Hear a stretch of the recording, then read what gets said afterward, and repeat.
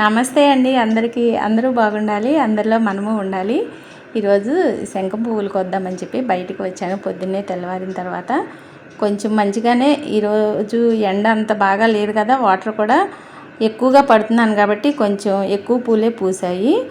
ఇంకా కోద్దాము అని చెప్పి అలాగే తోటకూర కూడా రెడీ అయ్యింది. ఒక వారం అయ్యిందేమో కూరకి కోసి, మళ్ళీ కట్ చేయంగానే వెంటనే చిగురులు వచ్చేస్తుంది అనమాట. ఇంకా తోటకూర కూడా కోసుకుందాం. అలాగే మల్లె పువ్వులు కూడా ఉన్నాయి, 4 మల్లె పువ్వులు కూడా పూస్తూ ఉన్నాయి. అన్ని మొగ్గలు ఇప్పుడిప్పుడే కొంచెం ఇది రెండోసారి పూస్తున్నాయి అన్నమాట. తోటకూర చూడండి ఎంత నేవలంగా ఉందో, చాలా బాగుంటుందండి ఈ కూర. అసలు వెన్న పూస అయిపోతుంది అనమాట, వేడి తగలగానే అంత కరిగిపోతుంది తాలింపు వేయగానే. పువ్వులతో పాటు తోటకూర కూడా కోసేద్దాము, కూరలోకి బాగుంటుంది. ఈరోజు తోటకూర శనగపప్పు కూర వండాలి అనుకుంటున్నాను. తోటకూర కాడల్లో కూడా వండుతారు, కానీ తోటకూరలో వేసి కూడా శనగపప్పు మసాలా వేసి వండుకుంటే చాలా రుచిగా ఉంటుంది. నేను అప్పుడప్పుడు అలా వండుతూనే ఉంటాను. ఇదిగోండి పువ్వులు దేవుడి కోసం అయితే ఇలాగ ఎదురు చూస్తున్నాయి. ఇంకా కోసేద్దామని చెప్పి ఈయనతో చెప్పాను అనమాట, వీడియో తీయండి, నేను పువ్వులు కోసుకుంటానంటే నాకు రాదు, నేను తీయను అని అంటున్నారు. ఎందుకు రాదు, ఎందుకు తీయండి, అలవాటు అవుతుంది అని చెప్పి బలవంతంగా ఫోన్ని చేతిలో పెట్టాను. అయిష్టంగానే తీస్తున్నారనమాట. ఇంకా చాలే 4 పువ్వులు, అవి చాలే ఇవి చాలే అంటున్నారు. మీరు కడుపు నిండా తింటారా, 2 ముద్దలే తింటారా, 4 ముద్దలే తింటారా అని అలా మాట్లాడుతూ నేను కూడా పువ్వులు కోస్తున్నాను. అంతే కదా మరి, ఈ పువ్వులన్నీ కొయ్యనివ్వరు, ఉంచు 4 చాలే 2 చాలే అని అంటూ ఉంటారనమాట. మనమైతే సరిపడా కడుపు నిండా తినాలి, దేవుడి కోసం అయితే 2 పువ్వులే పెట్టాలా అని చతురాడుతూ కోస్తున్నాను. ఇంకా ఇటుపక్క కూడా మందార పువ్వులు ఇవి ఉన్నవి, తక్కువగానే పూసినాయి ఈరోజు మందార పువ్వులు. కొంచెం మంచిగానే విడుల్ని, కానీ ఎందుకంటే కొంచెం 2 రోజుల నుంచి చల్లబడుతుంది. మొన్నేమో వర్షం పడింది ఉదయాన్నే, అందుకోసమని చెప్పి నేల చల్లబడటం వల్ల మొగ్గలు కూడా కొంచెం పెద్దగా ఉండి పువ్వులు మంచిగా పెద్దగానే వస్తున్నాయి. అంతకు ముందలైతే అసలు మరీ పచ్చిమిర్చిలాగా విడిలేయే కాదు, పువ్వులు చాలా చిన్నగా ఉండేవి అన్నమాట. ఇంకా ఉన్న ఈ 4 పువ్వులు కూడా కోసేసి ఈయనకి రెడీ చేసేస్తే దేవుడి దగ్గర మంచిగా పూజ అది చేసేస్తారు అని. ఎందుకంటే నేను హరే కృష్ణ మంత్రం చేసుకుని బయట వాకిళ్ళు అవి ఊడ్చి ముగ్గు వేసేస్తున్నాను. పొద్దున్నే తెల్లవారుజామున లేచినా కూడా పూజ అయితే చేయట్లేదు, ఎలాగో ఈయన చేస్తున్నారు కదా అని చెప్పి. ఇంట్లో యజమాని చేస్తే చాలా మంచిది అని అంటున్నారు కదా, ఎవరు చేసినా ఏముందిలే అని ఇంకా వీలున్నప్పుడల్లా ఈయన చేస్తున్నారు అని చెప్పి ఈయనకే అప్పచెప్పేస్తున్నాను. పూజ కార్యక్రమం అన్నీ అమర్చి ఇచ్చేస్తాను అనమాట. పూజకి ఆయనకి ఏమేం కావాలో అందుబాటుకి. ఇంకా అలాగే ఇదిగోండి తోటకూర కూడా కట్ చేసేస్తున్నాను. ఇలా కట్ చేస్తే వెంటనే వచ్చేస్తుంది, చాలా వేపుగా కూడా వెంటనే వచ్చేస్తుంది. అందులో ఇక్కడ ఈ మొక్కల్లో బాగా ఏమంటారు, మదుగ్గా ఉండి అంత వేడి కూడా వండుకోకుండా ఎప్పుడు నీళ్లు పడుతూనే ఉంటాను కదా, నీడగా ఉండి చక్కగా చాలా మంచిగా తోటకూర అయితే తయారైపోతుంది. వారానికల్లా మళ్ళీ ఒక కూరకు అట్లా వచ్చేస్తుంది. ఇటు పక్కన కూడా ఒక మొక్క ఉంది, కొంచెం కట్ చేస్తున్నాను అనమాట. ఇంత పొద్దున్నే అయినా బాగా ఈదురుగా లేస్తుంది, 6:30 అయ్యింది టైము. ఇంకా ఒకటే గాలి వేస్తుంది, బాగా వడగాల్పులాగా వేసేస్తుంది. ఈయనేమో టిఫిన్ చేయాలి, ఇంకా త్వరగా కానీ అని అంటున్నారు. పూజ అవ్వలేదు, టిఫిన్ అప్పుడే ఎక్కడ చేస్తాను అని అన్నాను. ఇంకా ఇంట్లోకి వచ్చేసిన తర్వాత ఉప్మా చేయమన్నారు. బొంబాయి రవ్వ ఉంది కదా, ఉప్మా చెయ్యి, టమాటా వేసి చెయ్యి అని అన్నారు. చాలా పలచగా చేస్తాను నేను, గట్టిగా ఉంటే తినరు, ఎందుకనో మరి ఈయనకి గట్టిగా ఉంటే నచ్చదంట, తినరు. ఇంకా అక్కడ వేగుతూనే ఉంది ఓ పక్కన. ఇక దేవుడి సామాన్లు కూడా కడిగేసి ఇచ్చేద్దాము, ఇంతలో ఈయన స్నానానికి వెళ్ళి ఉన్నారు, వచ్చి పూజ చేసుకుంటాను అని. ఇంకా ఆయన వచ్చేసరికి ఇవన్నీ కడిగేసి రెడీగా పెట్టేస్తాను అనమాట. పువ్వులు కోసుకొచ్చేసి అక్కడ పెట్టాను కదా, అలాగే ఇవన్నీ కూడా కడిగేసి నీట్గా కడిగేసి కృష్ణయ్యకు మంచినీళ్ళు అన్నీ కూడా అక్కడ సిద్ధం చేసేస్తాను. ఇంకా నైవేద్యం ఏముంది ఈరోజు, ఏం పెట్టాలి అనుకుంటే బొప్పాస్కాయ ఒకటి ఉందన్నమాట, బొప్పాస్కాయ కోసేద్దాము. ఎప్పుడు రోజు డ్రై ఫ్రూట్స్ కానీ పాలు కానీ పెడుతూ ఉంటాను. ఇంకా ఈరోజు ఎలాగో బొప్పాస్కాయ ఉంది కదా, అది కోసి పెడదాంలే అనుకుని ఇంకా ఇంతలో అవి కడిగి అక్కడ పెట్టేగానే ఇక్కడ మళ్ళీ ఒక పక్కన ఇది వేగిపోయింది. కొంచెం 2 గ్లాసులు నీళ్లు పోస్తానమాట, ఎందుకంటే చాలా లూజ్గా కావాలి. ఇది టమాటా బాత్ అంటే చాలా పలచగా చేయాలన్నమాట, అందుకని టమాటా బాతు అని అంటారంట దీన్ని, నాకు తెలియదు, ఈయన అనేవాళ్ళు అనమాట. ఇంకా పసుపు కూడా వేసుకోవచ్చు, కానీ నేను పసుపు అయితే వేయలేదు. ఇంకా ఎసరు కాగేలోపు పీల్ తీద్దామని చెప్పి బొప్పాస్కాయ చెప్పాను కదా దేవుడికి నైవేద్యం పెట్టాలి కన్నయ్యకి అని చెప్పి ఇంకా మంచిగా ముందుగానే కడిగేస్తాను. మళ్ళీ ఇదంతా పీల్ తీసేసిన తర్వాత మళ్ళీ ఇంకొకసారి కడుగుతాను. లేదంటే కొంచెం ఏమైనా అంటే శుభ్రంగా ఉండాలి కదా, అందుకని చెప్పి కడిగేస్తాను. ఇంకా అక్కడ ఏమీ చెక్కేమీ పెట్టను, అంతా రాయే కదా, ఏమీ ఉండదు కదా, కూరగాయలు కడిగి ఎప్పుడు తుడుస్తూనే ఉంటాను కదా అని చెప్పి అట్లా నేల మీదే కట్ చేసేస్తాను అన్నమాట. కట్ చేసి ఒక ప్లేట్లో పెట్టేసి అవి కూడా సిద్ధం చేసేసాను. క్యారేజీ పని అంటూ హడావిడి ఏమీ లేదు, మధ్యాహ్నం భోజనానికి వచ్చేస్తున్నారు. అందుకని చెప్పి అంతగా హడావిడి పడకుండా నిదానంగానే చేస్తానులే అని చెప్పాను అన్నమాట. ఈయన క్యారేజీ ఉందంటే ఒక పూటే చెప్పేస్తారు, రేపు పొద్దున్నే క్యారేజీ అవ్వాలని రాత్రి చెప్పేస్తారు, లేదంటే లేదు పొద్దున్నే వండొద్దు అని చెప్తారనమాట. ఇంకా అలాగే ఇది కూడా రెడీ అయిపోయింది. ఈ ముక్కలు కోసేసరికి ఎసరు కాగిపోయింది. ఇక ఉప్మా వేసేద్దామని చెప్పి ఇట్లా చేసేస్తున్నాను. నిజానికైతే ఈ బొంబాయి రవ్వని నెయ్యిలో వేపుకుంటే చాలా రుచిగా ఉంటుంది, కానీ నేను నెయ్యి వేస్తున్నాలే అని చెప్పి వేపలేదు.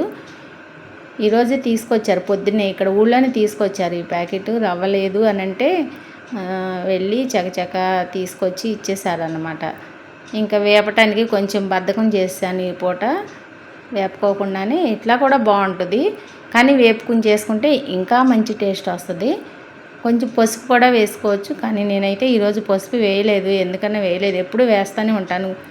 కరివేపాకు కొత్తిమీర వేస్తాను, కానీ ఈరోజు లేదని ఇది కూడా వేయలేదు. అల్లం పచ్చిమిర్చి టమాటా ఆనియన్నే వేసాను అనమాట, తాలింపు గింజలు. ఇంకా వేడివేడిగా చేసి పక్కన పెట్టేసరికి టిఫిన్ రెడీ అయిపోయిందా అని అంటా వస్తారనమాట. అట్లాగే ఎగ్ కూడా ఉడకపెడతాను. ఈరోజు బుధవారం కాబట్టి ఎగ్ తినరు ఈయన. బుధవారము, శనివారము, ఆదివారము ఎన్వి తినరు. అందుకని చెప్పి ఇక ఈరోజు ఎగ్ అయితే బాయిల్ చేయలేదు. పాలు కూడా తీసేసి బయట పెట్టేస్తాను, ఫ్రిడ్జ్లో నుంచి చల్లదనం పోవాలి కదా వేడి చేసేసరికి. ఇంకా ఈ ఉప్మా అయిపోయింది. ఇంతలో ఈయన దీపారాధన కూడా చేసేసారు. తీసేటప్పుడు పూజ చేసేటప్పుడు వీడియో తీయొద్దని చెప్తున్నారు, అందుకని చెప్పి ఇక తీయట్లేదనమాట. ఎందుకులే, ఆయనకి ఇష్టం లేనప్పుడు నేను ప్రశాంతంగా చేసుకోలేను, నువ్వు వీడియో తీస్తూ ఉంటే వీడియో తీయమాకు అని అంటున్నారు. అందుకని చెప్పి పూజ అయిపోయిన తర్వాత చూపిస్తున్నాను అనమాట ఇలాగా. ఇంకా వంటంతా అయిపోయింది. ఆయన టిఫిన్ తినేసి డ్యూటీకి వెళ్ళిపోయారు. నేను కూడా అన్నం కూర కూడా వండేసేసాను. వండేసి బట్టలన్నీ ఉతికేసేసి గిన్నెలన్నీ కడిగేసేసి ఈ బట్టలు కూడా ఆరిపోయినాయి తీసుకొచ్చేసాను. తీసుకొచ్చి ఇక మడతలు పెడుతున్నాను అనమాట. ఎందుకంటే ఇట్లాగే ఒక పూట కనుక మడత పెట్టకుండా పక్కనే వేసేసి ఉంచాను అనుకోండి, ఇక వాటి జోలికే అలబుద్ధి అవ్వదు. ఎన్ని రోజులైనా అవి కట్టుకునేదాకా అలా లొంగలుగానే ఉంటుంది. వెంటనే మడత పెడితేనే మడత పెట్టినట్టు పని అయిపోతుందని చెప్పి, అదిగాక తీసుకురాగానే వేడి మీద కూడా మడత పెడితే ఫోల్డింగ్ కూడా బాగా వస్తుంది. 2 రోజులు బట్టలు అనమాట ఇవన్నీ. అసలు ఎండ మామూలుగా లేదు, చిరాకు వేస్తుంది. జడ వేసుకోవాలన్నా కూడా చిరాకుగా ఉంటుంది. అందుకని చెప్పి ముడి పెట్టేసుకుని ఉంటున్నాను, అంత చికాకుగా ఉంటుంది. ఇక బెడ్రూమ్లో అయితే చల్లగాను, ఫ్యాన్ వేసుకుంటే ఇంకా చల్లగా ఉంటుందిలే అని చెప్పి ఇక్కడ తీసుకొచ్చి మడత పెడుతున్నాను. హాల్లో కూడా వెచ్చగా వేడి వస్తుంది. ఇప్పుడు టైం వచ్చేసి 3:30 అవుతుంది. కొంతసేపు పడుకుని తిన్న తర్వాత కాసేపు ఒక అర్ధగంట సేపు పడుకుంటాను. లేదంటే భాగవతమో భగవద్గీత క్లాసులు వస్తూ ఉంటాయి ఇక ఫోన్లో, అవి వింటూ ఇంట్లో ఏమైనా పనులు ఉంటే అవి చేసుకుంటూ వింటూ నిద్ర వస్తూ ఉంటుంది అనమాట. ఒక్కోసారి నిద్రపోతాను. అలాగే కొంతసేపు పడుకుని ఇక బట్టలు తీసుకొచ్చి ఇలాగైతే మడత పెడుతున్నాను. ఈ బట్టలన్నీ ఇక సర్దేసిన తర్వాత పాలు తోడేస్తాను. మీగడ ఉంది, ఇక ఆ మీగడ వెన్నపూస చేసేయాలి అని అనుకున్నాను. రాత్రే తోడు పెట్టాను, తోడుకుపోయింది. కాకపోతే ఇప్పుడు వేడి మీద మధ్యాహ్నం కనుక నేను మజ్జిగ చేసి వెన్నపూస తీస్తా అంటే చాలా పల్చగా అయిపోతూ ఉంటుంది. అక్కడికి ఫ్రిడ్జ్లో వాటరే పోస్తాను అనమాట, చల్లగా ఉంటాయి కదా. చేసేటప్పుడు చల్లటి నీళ్ళు పోస్తే ఇంకా కొంచెం ముద్దగా వస్తుంది వెన్నపూస. లేదంటే కరిగిపోయినట్టుగా ఆ వేడి నీళ్ళకి, అంటే ఇప్పుడు వాటర్ కూడా వేడిగా ఉంటున్నాయి కదా, ఆ వేడి నీళ్ళకి వెన్నపూస మజ్జిగ చేసేటప్పుడు వెన్నపూస కూడా పాకంగా అవుతుంది. అందుకని చెప్పి ఫ్రిడ్జ్లో కొంచెం నీళ్లు పెట్టాను, చల్లబడతాయి అని చెప్పి. ఆ నీళ్లు పోసి మజ్జిగ చేస్తే వెన్నపూస కొంచెం శుద్ధలాగా వస్తుంది. ఇంతలో మధ్యాహ్నం భోజనం చేసినవి ఎంత ఉన్నాయి. ఇంకా ఈయన భోజనానికి వస్తానని చెప్పి రాలేదన్నమాట. అన్నం కూరలు అలాగే ఉన్నాయి. నేను తిని ఉన్న గిన్నెల వరకు ఈ టబ్లో వేసి పక్కన పెట్టేస్తాను. సాయంత్రం మళ్ళీ వాష్ చేస్తాను, ఇప్పుడైతే చేయను. ఇదిగోండి మీగడ తోడేసాను అని చెప్పాను కదా. పాలల్లో మిగిలంగా అంటే పాలన్నీ వాడుకోగా అడుగుకి మీగడ వస్తుంది బాగా. ఆ మీగడలో పెరుగు బిళ్ళ వేసేసి తోడేసేస్తాను. మంచిగా తోడుకుపోయిన తర్వాత అసలు ఎక్కువసేపు కూడా మజ్జిగ చేయవసరం లేదు. ఒక్క నిమిషం లోపే వెన్నపూస మంచిగా పడిపోతుంది అనమాట. ఇంకా ఇక్కడ ఫిల్టర్లో నీళ్ళు పట్టిపోస్తుంటే వేడిగా ఉన్నాయి, అందుకని చెప్పి ఫ్రిడ్జ్లో నీళ్ళు చల్లగా ఉన్నాయని చెప్పి ఫ్రిడ్జ్లో వాటర్ పోసాను. ఇంకా ఎప్పటికప్పుడు వెన్నపూస ఫ్రిడ్జ్లో పెట్టుకోకుండా తాజాగా కాస్తేనే నెయ్యి కమ్మగా మంచి సువాసన వస్తుంది. అదిగాక ఆరోగ్యకరం కూడా. నిల్వగా ఉంచుకుని నిల్వగా పెట్టుకుని ఒక 4 రోజులకి 5 రోజులకి అలా 4 రోజులు 4 సార్లుది 5 సార్లుది అలా కరిగేస్తూ ఉంటే అంత మంచిగా అనిపించదు. అందుకని చెప్పి ఇది 3 లీటర్లకు గాను వచ్చిన వెన్నపూస. ఇంకా మంచిగా నీట్గా తీసేసి ఒక పక్కన పెట్టేసేసి వేరే గిన్నెలోకి కరగపెట్టేస్తాను.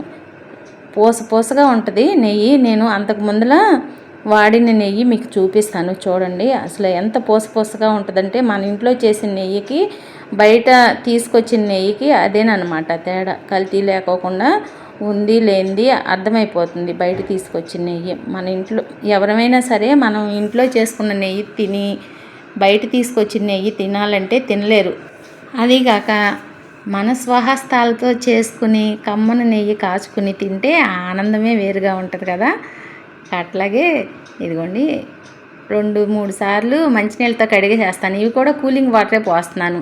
అంతకు ముందర పెట్టిన కూలింగ్ నీళ్ళు ఉంటే మళ్ళీ ఆ ఫిల్టర్లో పట్టుకుని సరిపడా మరీ కూలింగ్ ఎక్కువైనా బాగోదు, మరీ తక్కువైనా బాగోదు అని చెప్పి సరిపడా పట్టేసి కడిగి పోసేసి ఆ మజ్జిగ పారబోయిన అనమాట తాగుతాము. చాలా బాగుంటాయి మీగడ మజ్జిగ. పలచగా ఉన్నాయి కదా, ఇక ఈ మజ్జిగ తాగుతాను. పక్కన పెట్టేసాను, చల్లగానే ఉన్నాయి. ఇక ఇంతలో నెయ్యి కాంచేసేద్దామని చెప్పి నేనేం చేస్తున్నాను చూడండి. బండ రెగ్యులేటర్ కట్టేసి ఉంది. బండ రెగ్యులేటర్ తిప్పకుండా పొయ్యి వెలిగిస్తున్నాను.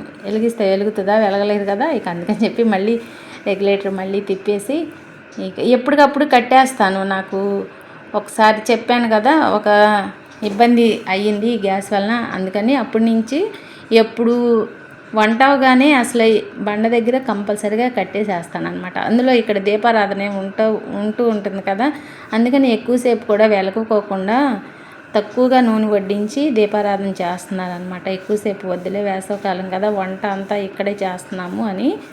ఇంకా ఇదిగోండి నెయ్యి అయితే కాగుతూ ఉంది. కొంచెం బాగా ఎక్కువ కాయాలి. చిన్నపిల్లలకి వేసి పెట్టే నెయ్యి కాబట్టి ఇది తెల్లగా ఉంటుంది, కానీ తెల్లగా వద్దు, కొంచెం కలర్గానే కాయాలి అని చెప్పింది మా అమ్మాయి. అందుకని చెప్పి ఇదిగోండి నేను ఇంట్లోకి వాడే నెయ్యి ఇది. పోసుగా చూసారా ఎలా ఉందో.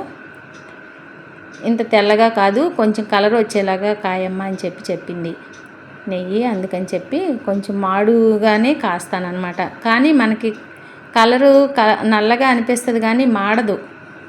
అది చల్లారిపోయి మనం వడకట్టుకుని వేరే గిన్నెలోకి చల్లారిపోయిన తర్వాత పోసుకున్న తర్వాత సపోటా రంగులో ఉంటుంది నెయ్యి. చాలా బాగుంటుంది చిన్నపిల్లలకి. అసలు ఎంత బలమో. ఇలాగా మనం ఇంట్లో చేసిన వెన్నపూసతో నెయ్యి కాచి పెడితే చాలా బలంగా ఉంటుంది. అందుకనే ఎప్పటిదప్పుడు తాజాగా రెడీ చేసేసి పెట్టేస్తున్నాను అనమాట. ఇదిగోండి చూడండి, ఈ కలర్ వచ్చింది కదా, మాడిపోయినట్టుగా, కానీ మాడదు. వాయిస్ ఓవర్ ఇస్తూ ఉంటే మా అమ్మాయి ఫోన్ చేసింది, మాట్లాడి మళ్ళీ కంటిన్యూ చేస్తున్నాను అనమాట. ఇలా కాగిన తర్వాత బాగా వేడిగా ఉంటుంది కదా, ఓరగా మూత పెట్టేసి కాసేపు ఆగిపోయాను. చల్లారిన తర్వాత ఈ గిన్నెలోకి తీద్దాము అని చెప్పి ఇదిగోండి చల్లారిపోయింది. అంతగా ఏమీ వేడి లేదు. ఇంకా రోజు దీనిలో ఉంటే ఇంట్లోకి అన్నం తినేటప్పుడు వంటల్లోకి వాడుతూ ఉంటాను అనమాట. అందుకని ఇంత చిన్న బాక్స్లో పెడతా, నెయ్యి పోస్తానమాట. కొంచెమే అయ్యిందిలేండి, ఎందుకంటే అంతా కలిపి నేను ఒకేసారి చెయ్యను, ఎప్పటిదప్పుడు చేసేస్తూ ఉంటాను కాబట్టి కొంచెంగానే అనిపిస్తూ ఉంటుంది. అట్లాగా 3 రోజులకి అంత నెయ్యి అయితే కాచుకుంటూ ఉంటాను. చూడండి, ఇది గోదావరి కదా, మా చిన్నప్పుడు మా అమ్మ మాకు దాసి పెట్టేదన్నమాట. దానిలో పంచదార కలుపుకుని తింటే చాలా బాగుంటుంది. కొంచెం ఉంటే పడిపోయేది నెయ్యి. నేను అసలు ఎంత జాగ్రత్తగా ఉంటానో ఒక్కోసారి అట్లాగా ఒక్కొక్కసారి నెగ్లెక్ట్ చేస్తూ ఉంటాను అనమాట. ఇదిగోండి నెయ్యి కాచిన తర్వాత ఈ కలర్ వచ్చింది, మీకు చూపిస్తున్నాను చూడండి. ఈ మాత్రం రంగు ఉంటేనే సపోటా కలర్లో వస్తుంది అనమాట. మాడిపోయింది అని అనుకుంటాం కానీ మాడదు. ఇంత కలర్ అయితే మాత్రం కంపల్సరీ రావాల్సిందే. నేను తెల్లగా ఎందుకు ఉంచుతానంటే కూరల్లో వేస్తూ ఉంటాను కాబట్టి కొంచెం తెల్లగానే కాస్తాను. ఇది చిన్నపిల్లలకి అన్నంలో వేసి పెట్టేది కాబట్టి ఇలా ఎక్కువ కాపే కాసాను. మనకు మాడిపోయినట్లు అనిపిస్తుంది కానీ అస్సలు మాడదు, చాలా టేస్ట్గా ఉంటుంది. ఈ రంగులో నెయ్యి కాసుకుని చిన్నపిల్లలకి అన్నంలో వేసి పెడితే చాలా ఇష్టంగా తింటారు. ఉంటానండి, ధన్యవాదాలు. సబ్స్క్రైబ్ చేయండి.